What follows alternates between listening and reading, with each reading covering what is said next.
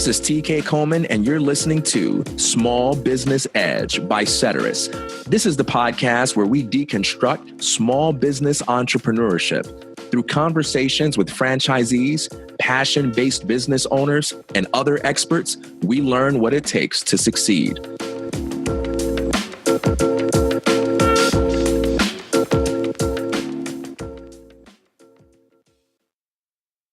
There are two persistent myths in the business world. The first is that it takes money to make money, that in order to be successful, your journey has to begin from a place of uncommon advantage. The second myth is that family life really complicates business life, so much so that to have a family renders business success less likely. This next interview will dispel both of those myths. The story of Steve and Lynn Biddle is nothing less than a business love story. It's the tale of two individuals who started off separately working as entry-level employees at McDonald's. And through a combination of persistence, integrity, and sound habits of value creation, the two of them assumed greater and greater responsibilities for their companies and eventually ascended into positions of leadership where they met one another and fell in love. And from there, they decided to go into business together, establishing multiple McDonald's franchisees as a couple. They have a tremendous amount of wisdom to offer regarding things like how to motivate your employees when they don't have the same incentives as you as business owners, how to work together as a couple, how to deal with those moments where you might be frustrated with one another, how to communicate effectively, how to make your differences complement each other, and so much more. Stay tuned for this awesome story of Steve and Lynn Biddle. Whether you're someone who feels that success is difficult for you because you don't have resources, you don't have connections, you don't have advantages, or you're someone who considered going into business with your significant other, you're really going to enjoy this episode. The person you marry, you're going to spend more time with them than any other thing you're doing. And so you want to make sure that you make a good decision there, because who you spend your life with will have more to do with your happiness than anything else. So let's talk about that as an entry point, if you don't mind. How did the two of you meet each other, and how did you come together to not only fall in love, but to decide to do business together? The two of us were attending a large business meeting with McDonald's Corporation when we were both employees. And I happened to be living in New Orleans at the time, and we were hosting that conference. And being from a couple of other regions within that zone, I knew a lot of people in the room more than just firsthand, because we'd worked together over the course of our prior careers. Well, Lynn is flying in from Indianapolis, and there was a flight problem, and connection missed or something. It's too long ago for me to remember. But the only seat left at this table that was probably occupied by 70 people was next to me. And Lynn comes in and sits down next to me near the regional leadership from where she came in Indianapolis. And being that I was part of the New Orleans leadership team at that point, but having come from Indianapolis, I was sitting between the two groups. And we spent the better part of 3 days next to each other. You know how you are in a conference. Back then you were writing little notes or making a comment or something like that. And we just kind of hit it off. And that was all before Mardi Gras. And I invited her to come back and experience Mardi Gras, and she took me up on it. Fate would have it. One open seat, and it was next to you. One open. Yep. All right, so let's go backwards a bit, and then we can come forward and talk about the work you two have done together over the years. Let's talk about your history with McDonald's. When did this start? How did it start? What were you doing when you first started working at McDonald's? And walk me from that point to the point of you being at this McDonald's conference. Both of us started as what we affectionately call crew kids. I was 17 and Lynn was 16 when we started out working a part-time job, never having any idea that it would become a career. My first job was working in the kitchen area, learning how to the McDonald's way of making hamburgers and cooking and preparing hamburgers. And Lynn's job started very, very similarly. You know, I went on from there and, you know, worked my way into management. And I was with a franchisee at this point. Mm-hmm. And theirs was a family operation with three daughters. And their goal in life was to have a restaurant for each of those respective families. Well, I wasn't married into the family, so I wasn't going to have anything long-term there. But they helped me get an interview with the corporation, and I went to work as a restaurant manager in Columbus, Ohio, and that was 1969. So Steve, how much time transpired between you starting out in the kitchen, working as a crew kid, and you getting to this point of getting that interview with corporate to be a manager in Ohio? 4 years. 4 years. And, you know, I guess in a way, I was a bit blessed as well because I worked for the founder of McDonald's sister. Ray Kroc's sister was my franchisee. Wow. Yeah. That's pretty amazing. So during that 4 years, because you said you had no idea this would become a career, what was it about the way you approached your work that made them suggest you interview for a management position? You know, my roots go to agriculture. My dad was a farmer and his dad before him and his dad before that. And I really was taking a part-time job to, you know, buy gas and insurance for a car that I'd saved money to pay cash for. So when you learn at an early age what chores at 6 a.m. before school are, and you learn responsibility, you know, showing animals during 4-H and FFA, to, you know, becoming a leader in school, whether I kind of wanted to be or not. I took that and, you know, just kind of built on it. And, you know, my dad was a lot wiser than I ever realized at a young age. He said, you know, you're never going to be the smartest, but it doesn't mean you can be outworked.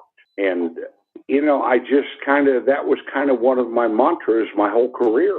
Did it not discourage you to work hard for 4 years without any concept that it would lead to something greater? I think it's easy to really pour yourself into something when you kind of have an inkling that it's going to lead to a promotion or someone has promised you that this will result from it. But when you're just kind of working hard indefinitely and you don't know where it's going to go, was that never discouraging for you?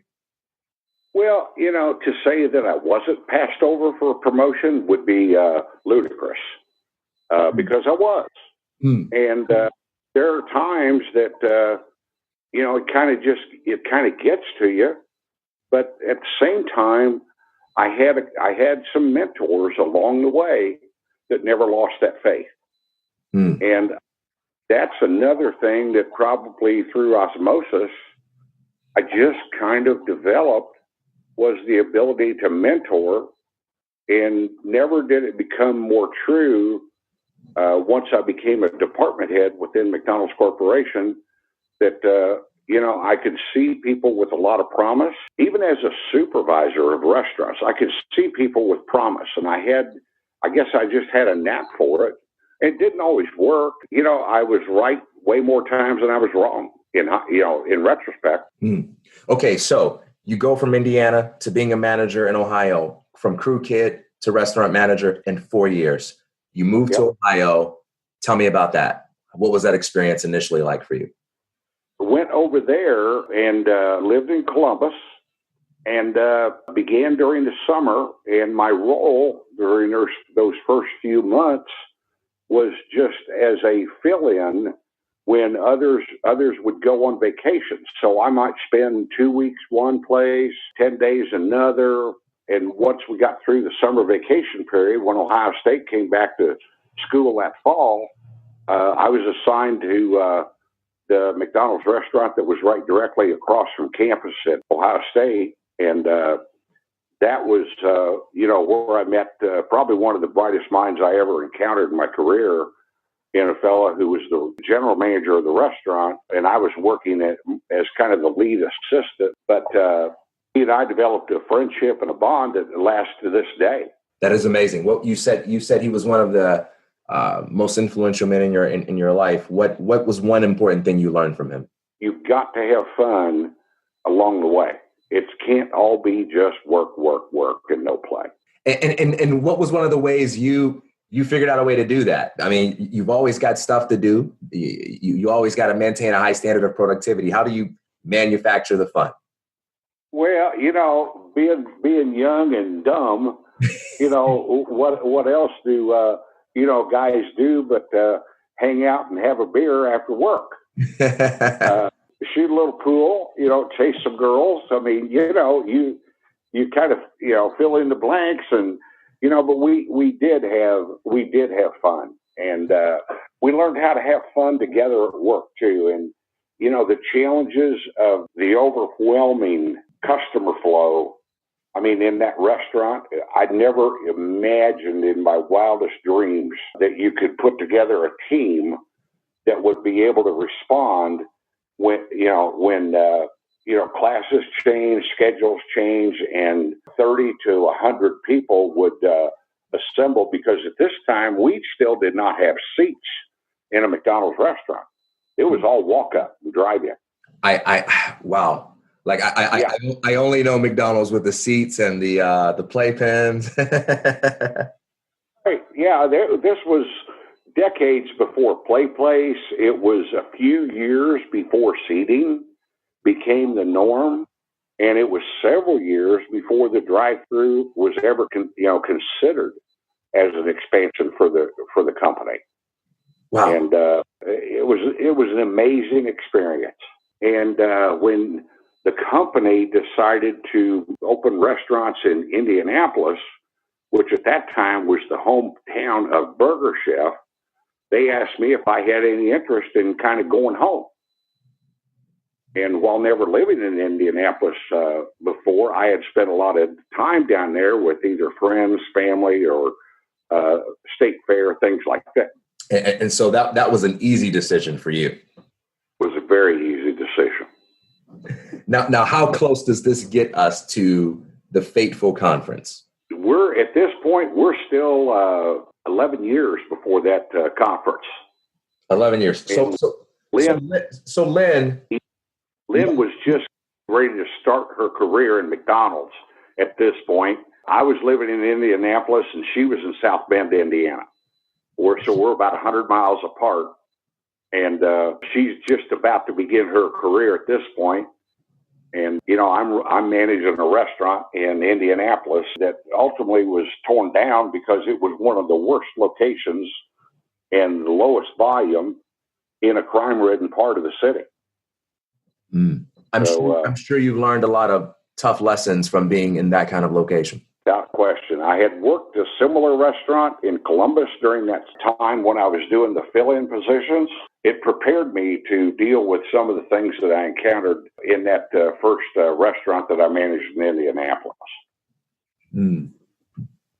Biggest takeaway? That's a toughie.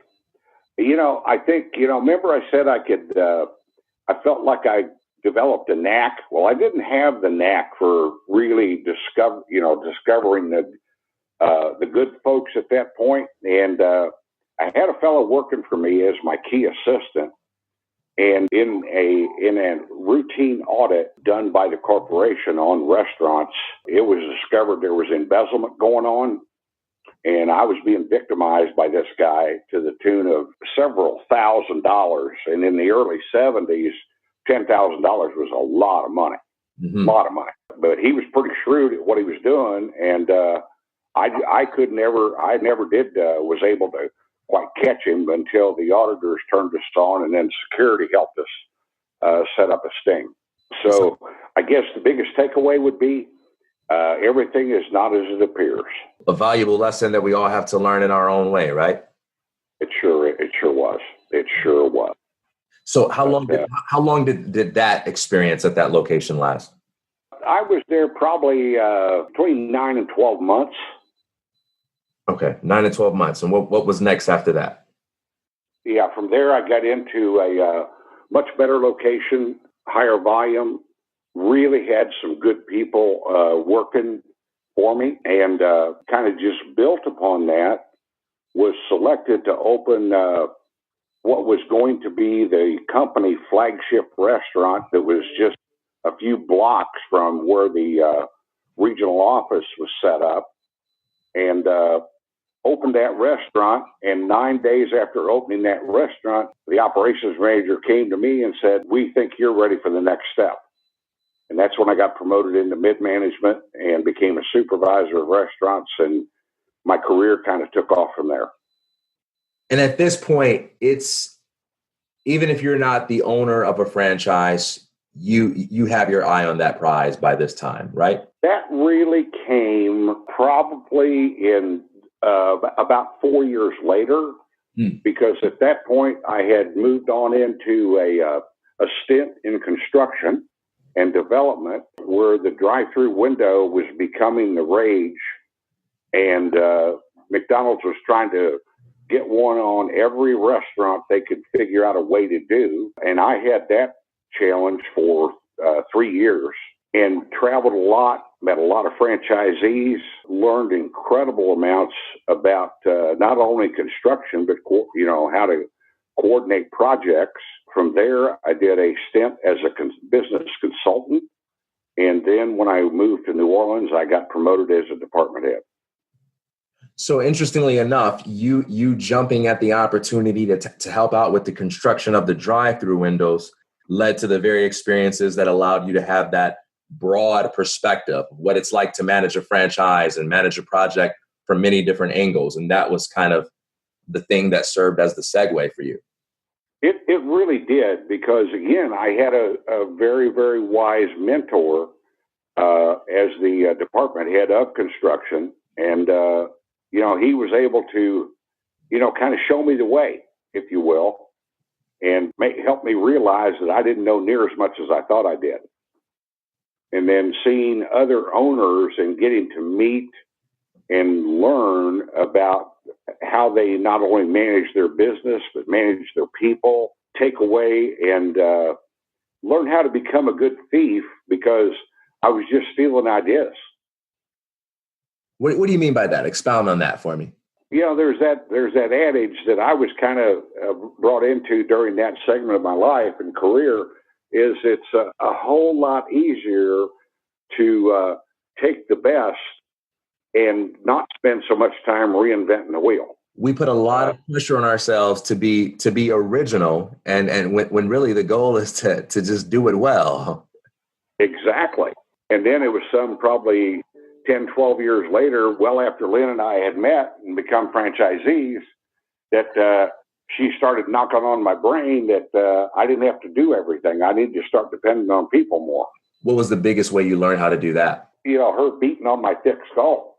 I can imagine that being tough coming from that agricultural background you said, because that is definitely a get stuff done mindset. I mean, like, where you learn to be a hammer and do in order to do something well, you do it yourself, right? Yeah, exactly. Yeah. Or when you're into a position of leadership over multiple people, you tend to want them to do it your way. And when you do that, you really get a clouded vision of what your expectation is long term. Is it ever tough when you're managing people to account for the fact that maybe you just have better work ethic? You're a harder worker, you're more invested, you care more about the project, and maybe that person's just there to get a paycheck, get through their workday. Was that a challenge for you to motivate people like that, or were you just blessed to have workers that were like you? Well, I think as we look at the franchise ownership side of the equation, early on, in my career with McDonald's Corporation, while working in New Orleans, I learned that even though I wanted to become an owner, I did not want to become an owner in that part of the world. There is the drive, for the most part, by folks that lived in South Louisiana, was you work for the paycheck so you can party on the weekends. Mm-hmm. And that was not ever a part of what I felt. At that point, I'm on a career path, and I want to accomplish things. If that's the approach you're going to take to your career, get out of my way, because I don't have time. That's some serious drive there. Now, was that difficult to work with people or around people that didn't have that? That's probably one of the stages in my career that became most adaptable. Just take what you have and make the best with it as you can. Mm. I don't want to lump everybody into the coal bucket here. I mean, there are good people. There were good people there too that had the same kind of career ambitions that I did. But the majority were there to get their check and go fishing on the weekends or party on the weekends, or there's always some festival going on in the Deep South that gave you an excuse to travel and party. I got you. All right, so let's fast forward to the decision to become a franchise owner and what the process of transitioning to that was like for you. First off, you have to be a pretty high-level performer, and then you have to go through an interview process with the same leadership folks that were at this conference where Lynn and I met, and ultimately get the approval and endorsement of the zone manager. If I'm understanding correctly, at this time, McDonald's didn't allow like an outsider to just come in and own a franchise. You had to... Oh, no. It was, the company was built on people that had success track that wanted to come into the food business and be a part of the dream that Ray Kroc set up. It was always one of those things. So the overwhelming majority of franchisees at this point were folks that had been successful in their careers and accumulated enough capital to be able to buy a franchise and invest in a restaurant. That's an interesting bit of history to know. Yeah, it was really built. It was really built on the franchise principle. Ray had this dream, and included in that dream is he wanted every one of his franchisees to become a millionaire. Mm. And he had the ability to build an organization that was, one of their foundation principles was, we only succeed when the franchisee succeeds. I love that. I love that. That challenges me personally to think about my own career path, not merely in terms of what I'm trying to attain for myself, but what opportunities I'm trying to create for other people to do the same. That's profound. I never knew that about Ray Kroc, that he wanted all of his franchisees to become millionaires. That's amazing. Okay, so you're in good standing. You're a high enough performer to be considered. You go through this process, and how long was that process of just the approval and so forth? How long did that last? For me, it was probably no more than 75 days. Okay. Whereas the franchisee and the franchisee training program requires an individual to invest 2,000 hours of their time. Wow. Learning how the McDonald's system works real time in a restaurant, doing the very same things that their employees will ultimately be doing once they get approved to be able to buy a franchise. Wow. I imagine for some people who didn't have your bottom-up experience, starting at the entry level and doing everything along the way, I imagine for many of them, that may have been one of the more challenging aspects, learning these other positions. What was the most challenging aspect of becoming a franchise owner for you? Oh my, that's an easy one to answer. Lynn and I both learned how to run great restaurants as store managers. We learned how to supervise great restaurants as supervisors. We learned how to help the franchisees become even better and stronger in their business operations as business consultants. What we didn't know one nickel about was the financial side of what it took to become successful. And boy, did we make mistakes and learn the hard way. What do you mean by that, Steve? For example, our first year in business here in Oklahoma, one of the 2 restaurants we bought was a gross underperformer. And so one of the very first things we did is, instituted some process and rules of conduct. First thing you have to learn is you have to learn how to get along with your coworker, and you have to learn how to be nice to customers. And you know what? That didn't come without some headaches in the first 90, 120, maybe even 180 days. Now, that sounds shocking to me, because this seems to be a basic prerequisite of working at a job, right? You treat your coworkers and your customers in a professional manner. You leave your baggage at home. What was going on at this place that made this so tough? People were looking at it as a job. They really didn't look forward to coming to work. They weren't having much fun at all. Honestly and very candidly, they were a little bit reflective of the ownership that we succeeded. Sure. So we just, Lynn and I divided and conquered. We had 2 restaurants. We each took time in one of those, but then we figured out somebody's going to have to pay the bills, and that became more of Lynn's role. And I took on more of the operations side of it. And that's kind of how we partnered up and teamed up, and to learn to divide and conquer. And that was kind of, what really set sail. And I have to add, that underperforming restaurant, in the first 12 months we owned it, we added 30% to the top line sales. Wow. Okay. So I'm sure my franchise owning listeners who hear you talk about the mindset of your employees and how they had inherited the mindset of previous ownership to some extent, I'm sure they're chomping at the bit to know what's your secret sauce with getting people like that to be motivated, because you can't tell someone who has a mindset of, I want to get out of this place and get to New England and live a real life. You can't tell them to abandon that dream. That's still what they want. They don't want to be there. It is just a job to them.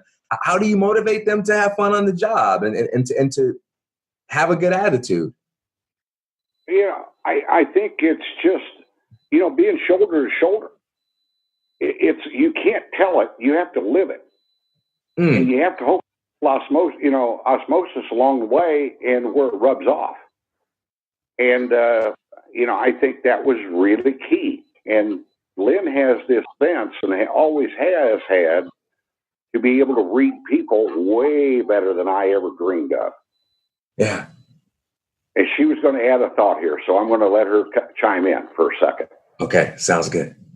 I'm just going to add one thing before we lose this. I think the thing that made the difference for us with our people and how we changed that whole philosophy is we treated them like people. We didn't treat them like employees. We didn't treat them like crew people. We didn't treat them like hourly. We treated them like valuable members of our team. And we called it our family, our McFamily. And we treated them with dignity and respect. And I think if you do that, when you treat people with dignity and respect, they have the same respect for you and what you're trying to accomplish. And I think that went a long way to help us overcome some of the things that we had originally. And I will say that we had people who were with us for, a lot of people who were with us for 10, 15, 20, 30 years, the whole time we were here. And I think that is the reason that a lot of them stayed, is because we treated them like they were people, with dignity. And that's what I just keep going back to. And we were truthful. We were honest with them. We didn't blow smoke up their dress. We were honest with them, and we told them when things were good, and we told them when things were bad. And they all would rally if things were bad. Change the culture. They changed the culture. The other thing that was, I think, really key in that first 18 months, either Lynn or myself hired every new employee because we wanted folks would be a good fit for our philosophies and our beliefs, and folks that already had kind of proven themselves youngsters in school, not only academics, but extracurricular. And quite frankly, the more extracurricular you were involved in and good at, the better chance you had of being a success in our organization. And boy, I tell you what, that changed the culture more rapidly. I mean, we had 16, 17-year-olds out working 25-year-olds. And Wow. And they were kind of getting the picture that, wait a minute, if I want to be good here, I'm going to have to change some things. And again, it just happens.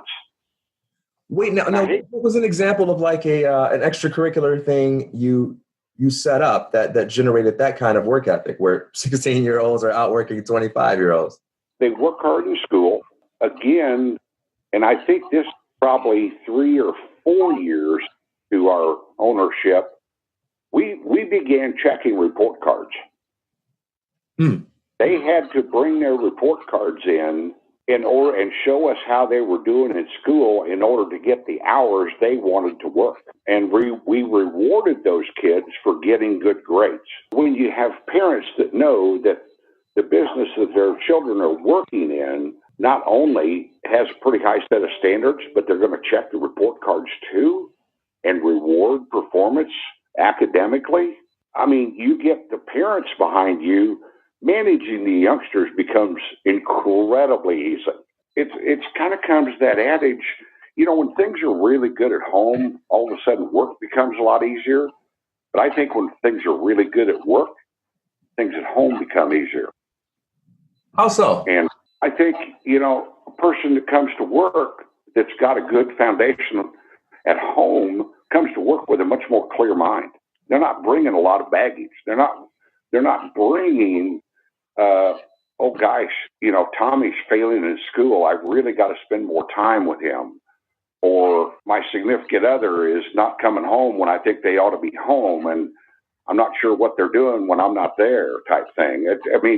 It kind of just manifests itself, and you know that infamous word drama that Lynn was talking about earlier would have its way of rearing its nasty head in the workplace, and you could see it on people's face when they would walk in the door. You and Lynn, I want to talk about the two of you, since you mentioned how when things are good with family, they tend to be better at work. I like to talk a little bit about what it's like running a business with your spouse. You know, if there were any unique challenges that come along with that, any unique lessons you've learned from that, I'd love to hear you share some thoughts on that. Holy cow. You know, when you're working together, one of the greatest difficulties is ever leaving it, because you know you're sitting there in the evening. You might be reading a book, you might be watching something on TV, and you talk about this experience that happened today. And so you really can't ever. We found it very difficult to ever really truly leave it until we got further progressed into our careers. And ability to leave more of it really directly proportionate to the confidence and that you have in your leadership team. Because you know they're going to take care of business. And like Lynn said earlier, they kind of rally around things when times are not good. Well, these folks would step up to the plate and, you know, not ever swing for singles. They were swinging for multiple base hits and home runs when we were away, because they wanted to show us they could do it every bit as well as we could. That's a true winning culture there. It is an incredible culture, and it's one we were so blessed to have. But it wasn't easy to build. I mean, it takes time, and you've got to have the patience and persistence. and then be smart enough, and this is where Lynn comes back in to beat me over the head. You got to give them just enough rope that, every now and then they're going to stumble and get tied up. Then you help pick them up, you help regroup, and then you guide them on in the right directions. And, if you're not making mistakes, you're not trying hard enough. I like that saying there. What advice would you give to someone who says, Steve, my wife and I are thinking about going into franchise ownership, and we want to do this together, but we're a little afraid because we get along so well right now. But if we get into the trenches together and do business together and go through these obstacles together, we're afraid that maybe it'll make family life more difficult. What would you say to that? Well, I think, first off, nothing would put more fear into you that, knowing that you're leaving a pretty decent salary with some great benefits, and you're going into a position where you got no paycheck guaranteed is the first thing. And you have to prepare yourself to be able to just, deal with what life throws at you. The second thing for me, and then I'll let Lynn expound because I know she has some views on this too, is you got to really believe in each other strongly enough and know that you're both going to find ways to love what you're going to do if you're going to go together. Lynn, I know you have some things to add. For me, we got married and we bought the business at the very same time. So we never had a life without having the business together. In fact, we never lived in the same city before we got married and bought the business. We had a long distance relationship. So I never knew a life before being married and having a business together. So that was our beginning. So for whatever we made of it, started from that. We didn't have children. We didn't have any baggage that we brought, but we also didn't know each other very well when it came time to work together. But a couple of things that I think are really important. One is you cannot both be the boss. You have to divide up your responsibilities, and you have to do the things that you're responsible for, because it's confusing to employees. Your employees get very, very mixed up because they don't know who to go to. And one of you will say one thing, one will say another thing, and you don't mean to contradict each other, but it just happens that way. Your opinion may be different. And if somebody walks up and asks you a question and you give your opinion, it may not be the same as your spouse's opinion. And that is really hard for people to understand. So one of the things that I would say a lot, if it was not in my area of expertise, let me get back with you. Let me find out and I'll call you back. Or let me talk to Steve or Becky, who is our director, or I'll have them call you back. Because that operations were not my area. It was my area when I worked for McDonald's. That's what I did. But when we bought the business, I became the business manager. And I had to learn that whole realm of being the business manager. Mm. But it's important not to confuse your employees. Mm. And they can try to play that against you. They can try to say, well, Steve told me this. And I'll be like, well, let me check with Steve and I'll get back with you. You can't automatically assume that what they said to you is actually real. You have to do a lot of, let me check and I'll get back with you. But for me anyway, because I wasn't the person that was the front person for operations. And if it became something in Lynn's area of expertise, I learned to do the same thing because I'm not as knowledgeable about benefits, wage review schedules, things like that, as she was. So I'm not going to get into that area without first deferring to Lynn. I read an article called More Than Golden Arches. Mm-hmm. And it was about a couple, their name, I believe, was the Blantons. They purchased the Enid and Alba franchises. And there was something that they said when they made that purchase from you. They said, when you sell your business to somebody, you have to trust those folks. And we weren't the first folks that came by, but we were the folks they chose. And that made me, wonder about your process of going from crew kids to managers to franchise owners, having so many of these amazing, lilies of the field type stories, where you're just changing people's lives as well as building your business. And now you come to a point where you're selling your franchises to other people and you're about to hand over something that you have built and groomed to other people. Was that a tough thing for the two of you? In a nutshell, yeah. Living here for 29 years and becoming deeply rooted in a community that we really never saw as going to be our permanent home as franchisees in the early years, we wanted to make absolutely sure, as we could possibly do, that our successors would have some of the same core beliefs and fundamentals in the way they were running their business at the time, to the point of our director spent time with our successors' restaurant leadership team just to kind of experience what kind of work culture that they were living, to help us ensure that we were making the right decision on who these folks that we're going to buy were. I like that level of due diligence. And by the way, it looks like it was Joey and Lori Blanton. Okay. And they were the owners of the 4 McDonald's locations in Enid, and I believe the other was Alva. Okay. What was the most important thing you learned from Ray Kroc's sister? This sounds kind of corny, but things was instilled very early. You've got to give back in the community. You've got to do more than just be a resident. You've got to be a citizen of that community. You can't just take up space.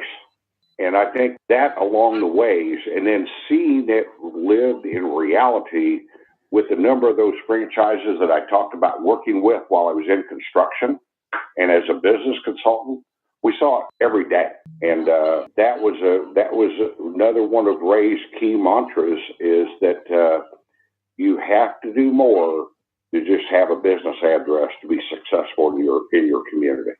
I like that. That's a profound insight, and it humanizes the process of creating what you create. I think it can be very easy to get so caught up in ambition and success and hitting your numbers, overcoming your obstacles, that you forget ultimately you achieve all this by dealing with human beings. And if you're going to be successful at all, you've got to be successful with people, and that starts with service, whether you make $1 for it or not. The two of you embody that as well as anybody I've ever spoken with.